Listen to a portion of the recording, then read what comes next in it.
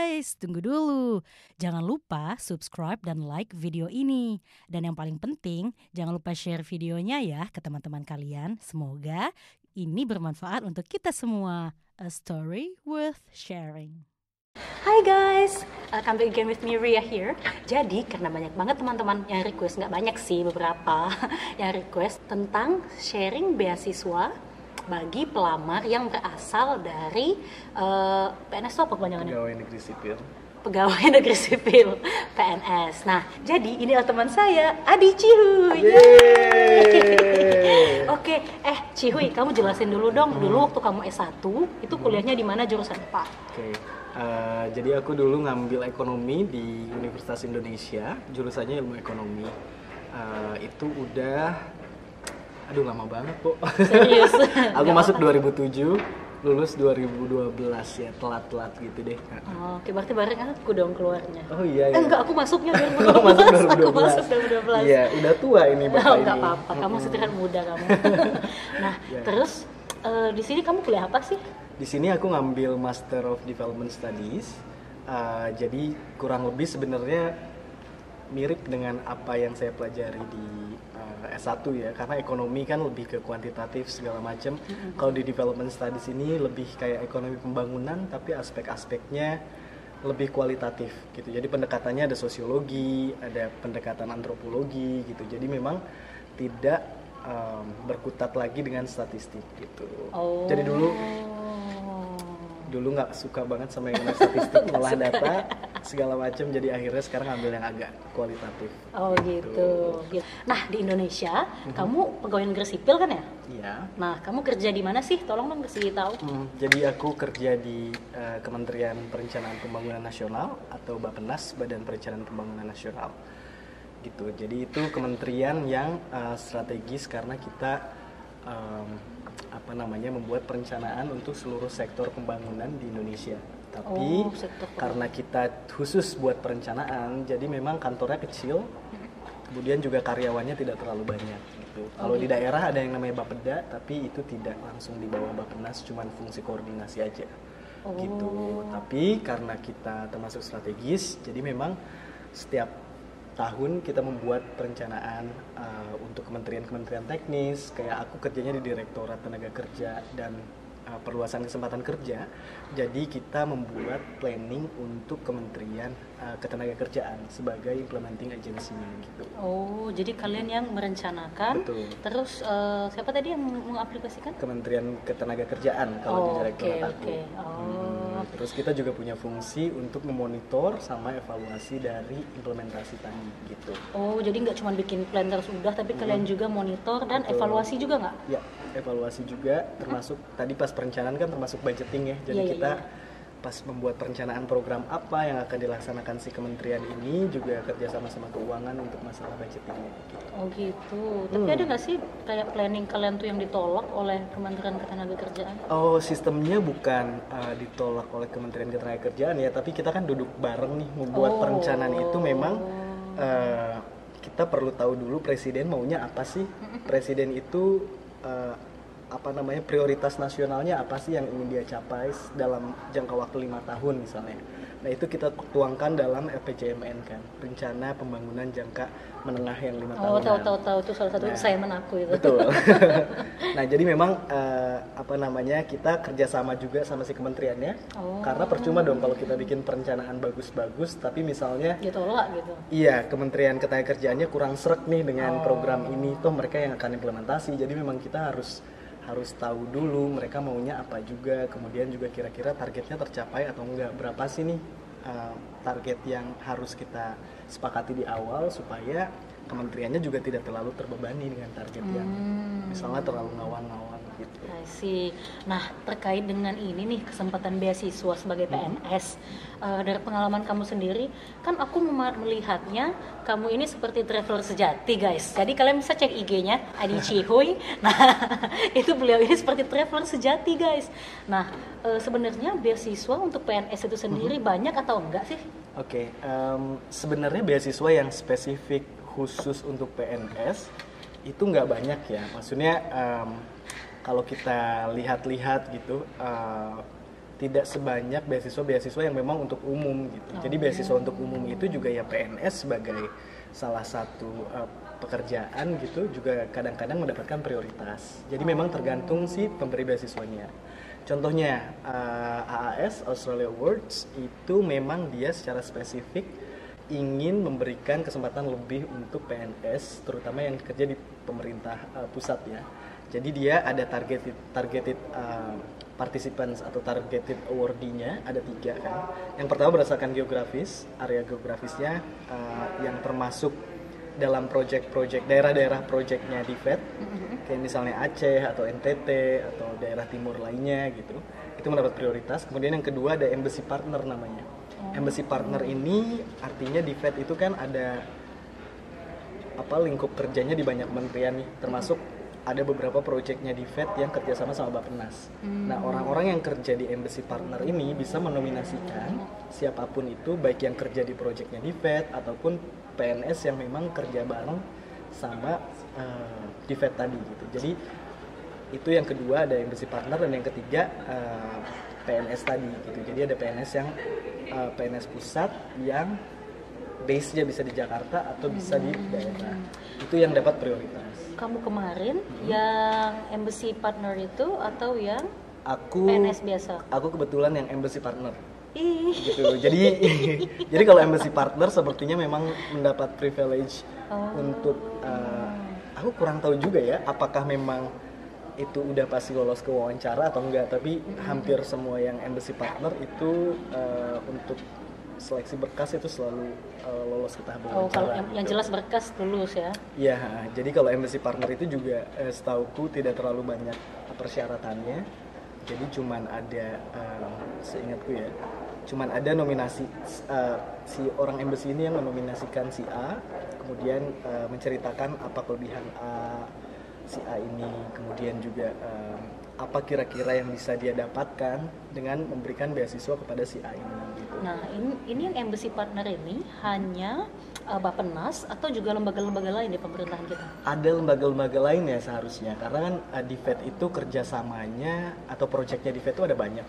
Kalau yang tempatku memang terkait vocational training, jadi memang di FED mengasis pemerintah Indonesia untuk menciptakan atau mengembangkan program vokasi di Indonesia gitu. Nah, ada juga di beberapa tempat lain, kayaknya Kementerian Sosial juga ada, kemudian juga di kementerian yang lain juga ada, Pemda juga ada harusnya, karena beberapa project site-nya di FED itu juga dari daerah gitu. Berarti bisa nggak kalau misal aku bilang yang embassy partner ini bagi para PNS coba cek deh di kantor kalian, apakah kalian punya project-project yang bekerja sama dengan di FED. Nah, berarti kalau memang bekerja sama berarti lembaga kalian bisa menominasikan kandidat dari institusi tersebut. Betul, gitu ya. Oke. Yang menominasikan si embassy partnernya ini. Jadi kayak orang di FED-nya, tapi dia bisa menominasikan either orang yang kerja untuk di FED atau orang yang di kementerian tersebut gitu. Jadi memang ya bisa dua sisi. Oke. Nah, selain dari AAS, kamu tahu nggak sih ada beasiswa lain untuk PNS? Ya, beberapa PNS kalau di 2017 itu ada beasiswa Spirit namanya ya. Aku juga dulu memang Australia ini pilihan kedua sebenarnya, waktu itu pengennya ke Amerika gitu. Jadi untuk beberapa beasiswa yang ke Amerika itu PNS di beberapa kementerian ada namanya beasiswa Spirit dari World Bank pendanaannya. Nah, sayangnya waktu 2017 aku udah daftar sekolahnya segala macem, itu dia habis masa kontrak. Jadi kan kalau kerja sama World Bank sama pemerintah Indonesia itu ada jangka waktunya nih. Nah, kebetulan berakhir di 2017. Kemudian akan diperbaharui lagi, jadi kontraknya akan diperbaharui, cuman sampai sekarang aku confirm ke temen sih belum ada kejelasan lagi, cuman mudah-mudahan nanti ada lagi, karena itu secara khusus buat beasiswa PNS gitu, tapi memang hanya di beberapa kementerian strategis. Untuk kementerian-kementerian apa aja yang ada di Spirit ini bisa dicek websitenya Spirit, nanti kita taruh di sini. Sini. Ya itu Spirit, jadi itu khusus untuk yang luar negeri, biasanya tujuannya Amerika, terus juga beberapa World Bank kayaknya kebanyakan sih ke USA ya. Terus ada lagi please. kalau di Bappenas itu ada kita namanya beasiswa Pusbin Diklatren. Jadi Bappenas panjang ya iya, namanya iya, ya. Jadi kalian cek aja di websitenya Bappenas, itu ada pusat Pusbin, pusat pembinaan dan pelatihan apalah itu. Nanti cek ya. Pokoknya di situ dia beasiswa khusus untuk PNS. Kebanyakan yang apply itu dari pemerintah daerah. Jadi kalau kamu di daerah mungkin kesempatannya tidak seluas yang ada di Kementerian Pusat atau PNS-PNS yang di pusat, tapi si beasiswa Pusbin Diklatren ini bisa kalian akses juga.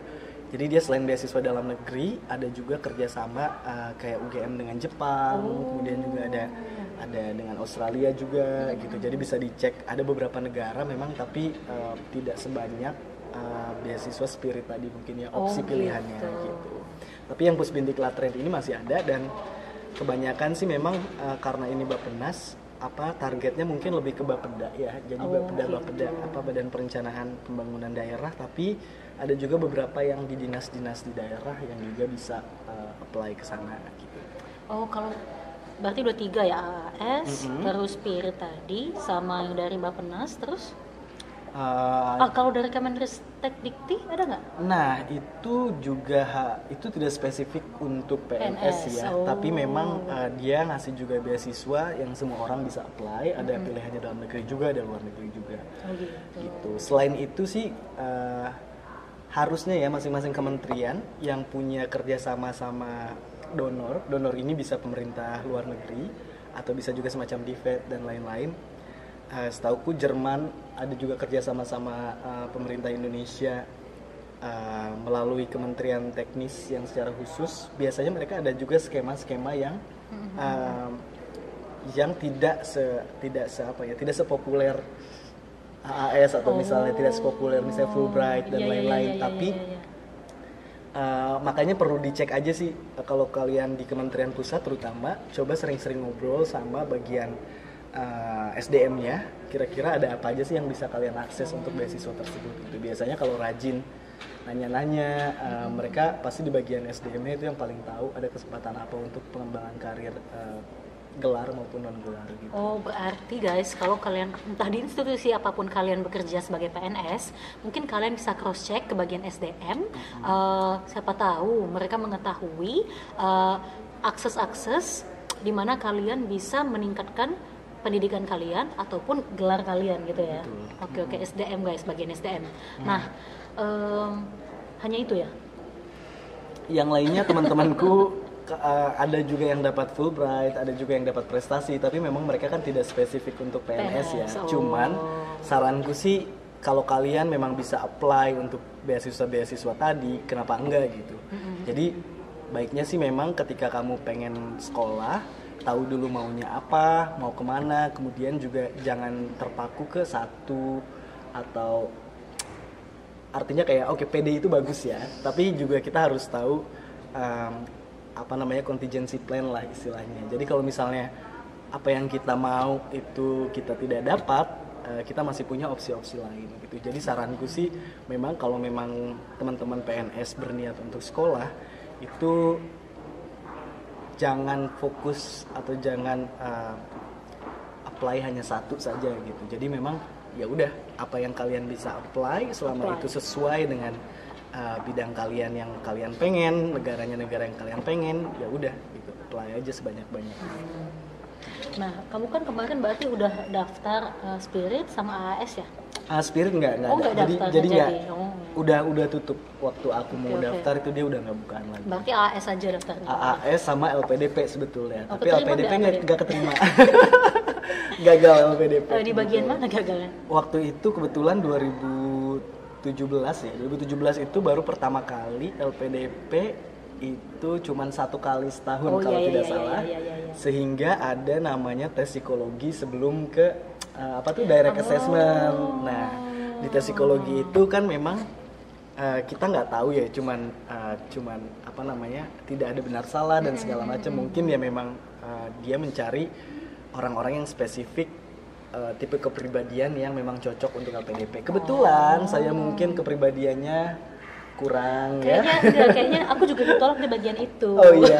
Kayaknya karena kepribadian kami nih suka seneng, suka happy guys, kurang cocok kali ya. Ya tapi ya itu pelajaran lah. Iya, Oh iya, iya. tapi LPDP itu sekarang apa namanya lebih mengutamakan juga dari PNS dan juga Polri, TNI Polri. Polri. Oh, Ya. LPDP, TNI, Polri. Iya, jadi ada Tugas. juga teman kita yang di sini kan si Dio ya. Dia Nggak tuh tahu. juga dari Polri, dapat LPDP dan katanya memang untuk penjatahan mulai dari tahun lalu kalau tidak salah. Jadi ada prioritas untuk pegawai negeri sipil dan juga untuk Polri sama TNI. Oke, LPDP guys berarti. Baru tadi Spirit, AAS, LPDP, Bappenas, ya. Oke. Oh, biasanya nih ketika kamu daftar, ide apa sih yang kamu jual istilahnya kepada si pemberi beasiswa sehingga mereka merasa, oke, this is relevant terhadap development impact yang ingin kamu ciptakan gitu. Apa Betul. sih yang kamu jual? Sebenarnya yang pertama teman-teman mesti tahu dulu apa sih yang diharapkan dari si pemberi beasiswa itu terhadap awardee yang akan mereka pilih gitu. Jadi itu pasti udah ada di deskripsi tentang beasiswa tersebut gitu. Jadi tujuan mereka apa, kemudian juga apa yang diharapkan dari penerima beasiswanya itu ada di sana. Nah, sebenarnya idealnya kalau teman-teman pasti punya visi pengen A, B, C, D, itu ya udah kalau misalnya sesuai dengan apa yang mereka mau itu cocok kan. Tapi kadang-kadang misalnya development sektornya juga kalau di AS kan ada ya prioritas pembangunan apa yang pengen mereka cari gitu. Nah kadang-kadang nggak sesuai itu. Nah kalau nggak sesuai jangan langsung sedih. Oh nggak bisa daftar nih. Tapi diulik lagi kira-kira dari bidang yang kita tekuni di PNS ini. Misalnya aku tenaga kerja kan. Kebetulan memang tenaga kerja atau ekonomi itu masuk dalam agenda prioritasnya AS. Tapi misalnya pun nggak ada, coba teman-teman ulik lagi gitu. Jangan karena memang tidak sesuai terus tidak jadi daftar gitu. Nah, apa yang dijual biasanya sih mereka akan lebih melihat sejauh mana sih kompetensi kita gitu. Kalau kita misalnya udah bekerja di sektor tersebut, mereka akan menggali sejauh mana pemahaman kita terhadap materi tersebut atau terhadap isu tersebut. Kalau misalnya aku di ketenagakerjaan, waktu itu kan challenge di ketenagakerjaan tuh banyak banget. Mulai dari kompetensi youth employment kita yang kurang, kemudian sertifikasi yang kurang, kemudian juga labor market yang kurang, yang terlalu pasif dan banyak lah istilahnya. Nah kalian coba fokus ke salah satu aja yang kalian paling paham, kalian fokus satu yang paling paham dan kalian enak jelasinnya. Nah kemudian dari satu ini cari kira-kira apa sih yang kurang atau apa sih yang kita sudah kerjakan tapi kayaknya ada masih ganjel gitu. Jadi cari gapnya di mana gitu. Oke, pemerintah kita sudah melakukan ABCD misalnya, kemudian hasilnya di lapangan ternyata masih tidak sesuai ekspektasi. Nah kenapa? Gitu. Yang kenapanya ini yang kalian bisa jual. Jadi masih ada gap tentang isu tersebut yang kalian pengen cari jawabannya. Nah makanya kalian butuh beasiswa ini, kalian kaitin tuh ke mata kuliah atau misalnya ke jurusan yang memang kalian pengen apply di sana gitu. Jadi yang penting adalah sebetulnya kalau menurut saya bukan masalah bagaimana menjual ide ya, tapi kayak mereka ingin tahu atau mereka ngasih beasiswa, mereka investasi ke kamu, kamu harus tahu gitu. Setelah di sekolahin ini kamu mau ngapain gitu dan apa sih tujuan kamu sekolah gitu. Makanya tadi cari gap-gapnya. Kalau kalian memegang isu tertentu, gapnya di mana itu yang kalian ulik gitu. Oke, berarti guys pahami orang seperti apa yang dicari oleh beasiswa ini. Nah kemudian juga pahami terkait dengan isu-isu yang ada di masyarakat yang memang bidang kalian. Nah kemudian dari memahami situasi itu kalian temukan gap-gapnya di mana kalian bisa berkontribusi untuk menyelesaikan isu yang ada. Nah karena itu kamu perlu sekolah untuk bisa menyelesaikan isu tersebut gitu ya. Betul. Kira-kira ya. Iya, betul. Oke. Jadi ada yang lucu juga sih waktu dulu interview. Jadi kita yang kalau di kantor kan kita bareng-bareng ya. Jadi ada yang apply AAS itu bukan cuma saya doang, tapi juga teman-teman ada beberapa. Jadi kita ngumpulin daftar pertanyaan-pertanyaan interview AAS. Aku juga lupa kita dapat itu dari mana, tapi pokoknya itu banyak banget listnya. Jadi pada akhirnya sih tidak semuanya akan ditanyakan kan, cuman itu mungkin hasil survei yang habis interview AAS kemudian ditanya. Di list pertanyaan-pertanyaan itu kayak ada 200 lah. Waduh, nah, kita latihan dari sana juga, kita coba siapkan. Cuman memang interviewernya kan ada banyak ya, jadi artinya itu juga tergantung sebetulnya. Biasanya sih mereka akan ada 2 interviewer, 2 ya, satu yang dari AAS-nya, either dari AAS atau dari dosen yang memang di Australia. Yang satu biasanya alumni ya, yang sudah dosen di Indonesia, ya alumni AAS-nya. Nah memang itu bisa tricky sih, karena pertanyaan-pertanyaan saat interview itu mereka akan menanyakan tergantung dari respon kamu terhadap pertanyaan sebelumnya. Bener. Nah kalau aku sih waktu itu merasa jadi diri sendiri aja yang pertama, kemudian jangan sok tahu. Jadi ada pertanyaan-pertanyaan yang memang detail sekali. Jadi kan kita sudah menulis tuh isu apa yang ingin kita selesaikan dan macam-macam lah itu. Jadi ada pertanyaan kayak hal-hal yang memang sangat teknis yang waktu itu aku nggak bisa jawab. Oh, seperti apa misalnya? Contohnya gini, kan aku di isu ketenagakerjaan sama penanggulangan kemiskinan. Awal duduk tuh langsung pertanyaannya adalah, kamu perencana ya? Perencanaan yang baik tuh kayak apa sih? Dalam bahasa Inggris ya. Perencanaan yang baik tuh kayak apa sih? Langsung ditanya kayak gitu. Jadi memang spesifik ke apa yang kamu tulis di sana. Iya. Sama karena dia tahu di Bappenas itu perencana kan nama jabatannya, kita planner gitu. Jadi memang langsung detail untuk mengetahui sejauh mana sih kita paham pekerjaan kita. Nah kemudian karena aku di ketenagakerjaan waktu itu bahas banyak challenge di ketenagakerjaan dan lain-lain. Kebetulan satu dosen yang Australia ini dia researcher dan tahu banyak soal Indonesia gitu. Jadi kayak wah matilah gitu kan. Pertanyaan-pertanyaannya sangat detail waktu itu, sampai ditanya kamu tahu nggak employment to labor ratio? Apa ya waktu itu? Ya pokoknya data yang spesifik gitu. Karena aku memang nggak tahu dan nggak mau sok tahu, akhirnya aku jawab kalau itu nggak tahu, tapi aku tahu konsepnya gitu. Jadi aku jelasin, aku paham bahwa ini untuk mengukur sejauh mana sih pemanfaatan teknologi bisa menggantikan labor saat itu. Tapi kayak yang dia tanyakan aku nggak tahu dan aku bilang nggak tahu. Berarti jujur aja, be genuine kali Genuine ya. Genuine sama ya itu tadi, ketika ada pertanyaan kayak gitu langsung sambung dengan itulah kenapa saya butuh kuliah lagi supaya bisa memperdalam ilmu yang ini, kayak gitu sih sebetulnya. Oke. Kamu kan PNS ya, berarti kamu kan maksudnya Senin sampai Jumat itu Sabtu kerja? Sampai Jumat. Oh ya, kamu kan PNS nih, Senin sampai Jumat kan kerja tuh. Gimana kamu menyempatkan waktu untuk mempersiapkan dokumen-dokumen untuk apply beasiswa?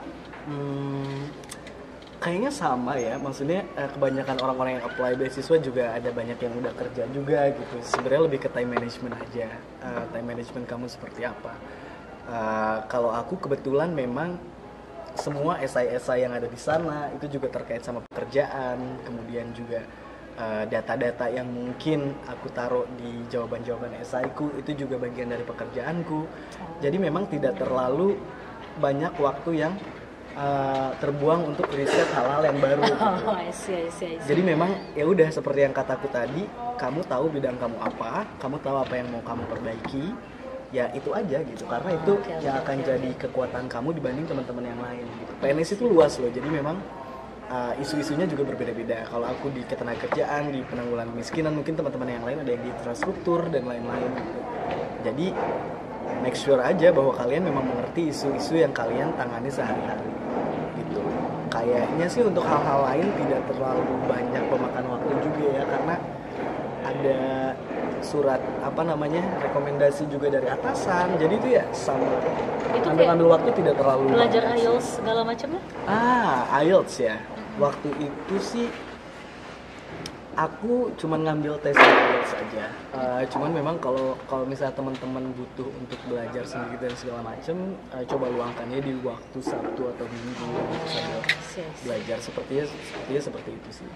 Nah sekarang kita akan lihat beberapa pertanyaan yang udah masuk via IG. Bentar ya, cek dulu. jadi story. Tunggu, di mana ya pertanyaan? Oh ya, di sini. Oke. Nah, ini pertanyaan pertama dari Diana Riza Kadian. Nah, pertanyaannya adalah bisa lihat di mana Kak kalau misalkan ingin mendapatkan bimbingan untuk apply AAS dari kantor Kakak gitu? Bimbingan itu maksudnya informasi kali ya. Iya, Biasanya kalau AAS yang secara spesifik tadi ada pemerintah pusat, dia akan kerjasama ke SDM-nya, ke Biro SDM di masing-masing kementerian. Jadi memang kalau di Bappenas, dia ketika ada informasi untuk mendaftar AAS jalur PNS, itu dari Biro SDM-nya akan mengirimkan surat ya, nota dinas ke masing-masing direktorat gitu di kementerian tersebut yang isinya ya tadi persyaratannya apa aja, kemudian daftar biasanya langsung ke SDM, jadi mereka yang akan langsung mendaftarkan ke pihak AAS gitu. Okay. Kemudian kalau bimbingan dalam artian persiapan menuju seleksi dan lain-lain itu mungkin lebih ke sesama teman sama coba cari alumni yang sudah pulang dan sudah bekerja di kantornya gitu. Jadi bisa ditanya-tanya juga ke mereka. Kemudian, nah ini dari IM Isma. Terkait pengurusan dokumen, wirawiri izin waktu mengurus beasiswa kuliah luar negeri sama jadi PNS riweuh kah? Riweuh sih tergantung kitanya ya, tergantung sih. Biasanya proses pengurusan itu berbeda-beda juga masing-masing kementerian ya. Kebetulan kalau di Bappenas tidak terlalu sulit ya. Aku nggak yang seribet itu sih. Paling kan dulu setelah diterima itu harus ada ikut PDT, pre-departure training. Itu kita harus izin ke SDM, dia bikinin surat tugasnya. Kemudian juga untuk sekolah juga kita ngurus berkasnya ke SDM, tapi itu tidak sulit sih kalau berdasarkan pengalamanku, asal teman-teman tahu aja gimana prosesnya. Biasanya yang bikin riweuh adalah teman-teman panik, nggak tahu mulainya dari mana, makanya perlu riset juga sebetulnya, bisa tanya ke alumni-alumni yang sudah pulang atau bisa langsung tanya ke bagian SDM-nya cara pengurusan sekolah itu gimana. Mungkin yang paling ribet buat teman-teman khususnya di daerah adalah pengurusan paspor biru ya. Jadi kan kalau AAS itu mewajibkan yang PNS harus sekolah ke luar negeri, ke Australia itu dengan menggunakan paspor biru. Kalau yang di Kementerian Pusat biasanya sih rata-rata udah punya artinya memang dibuat pas untuk tugas-tugas luar negeri yang lain gitu. Jadi memang tidak mulai dari awal. Biasanya teman-teman yang di daerah dari Pemda itu untuk membuat paspor biru itu agak susah karena dari misalnya dia dinas di kabupaten, dia harus bikin surat dulu ke pusat segala macam, dan itu nunggunya bisa sampai 1 bulanan gitu ya. Lama ya? Kayaknya sih memang perlu dari awal sudah ada ancer-ancer gitu. Berapa sih waktu yang dibutuhkan untuk membuat berkas-berkas ini gitu sampai selesai. Gitu. Oke. Terus, nah ini nih, izin kantornya gimana ya?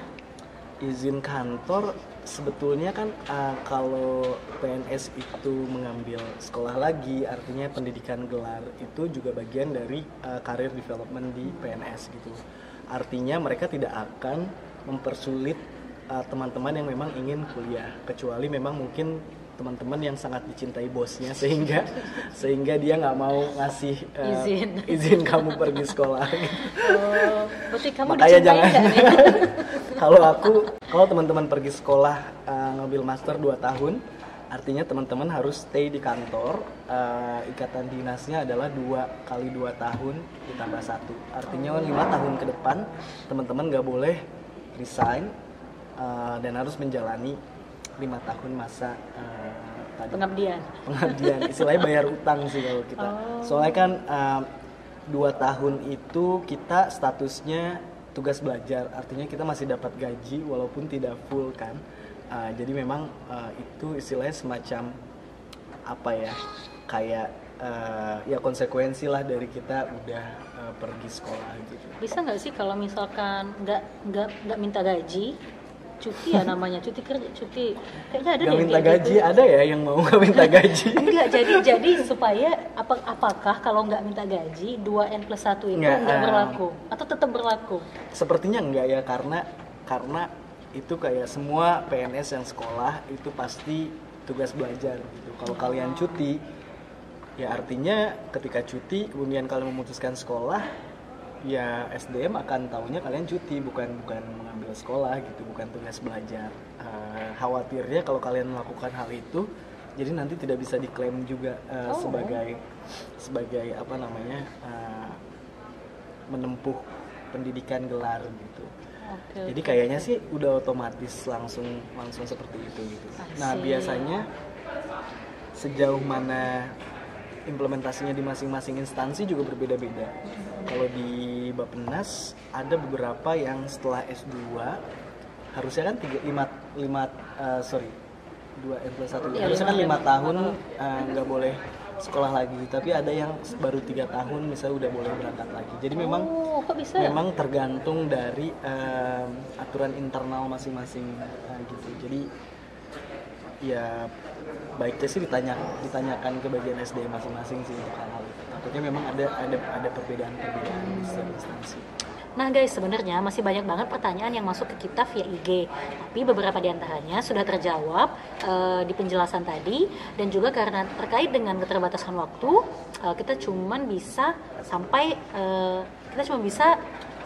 kita hanya bisa menyampaikan apa yang sudah kita sampaikan tadi guys.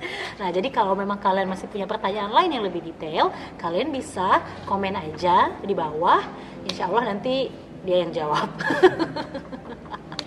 Oke deh guys, aku Ria, Adi, ya, pamit. Terima kasih udah nonton, semoga video ini bermanfaat. Jangan lupa ya guys, share, like, and comment.